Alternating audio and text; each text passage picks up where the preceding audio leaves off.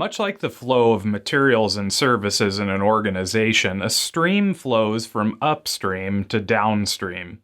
As water flows through the stream, it moves rapidly to its destination.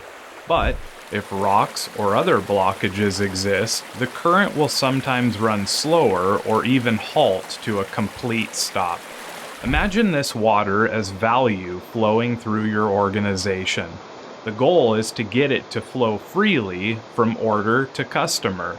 Because that value is at the mercy of your processes, you must find ways to facilitate a healthy flow of materials.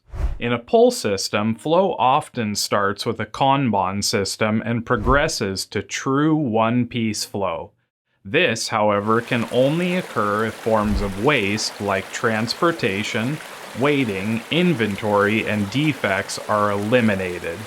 Given that these forms of waste will surely surface as you move from push to pull, it is important that you control the rate at which your products or services flow.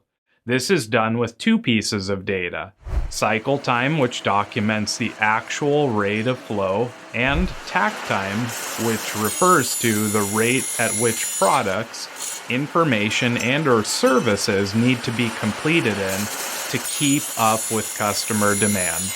In other words, the rate you need to flow at to keep up with demand. It's important to note that different products will flow differently, and because of this, your production lines will also need to be leveled to create a smooth flow.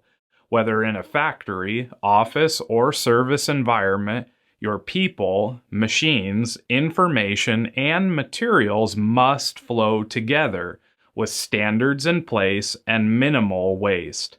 This will create the smooth flow of your stream and the most effective pull system possible.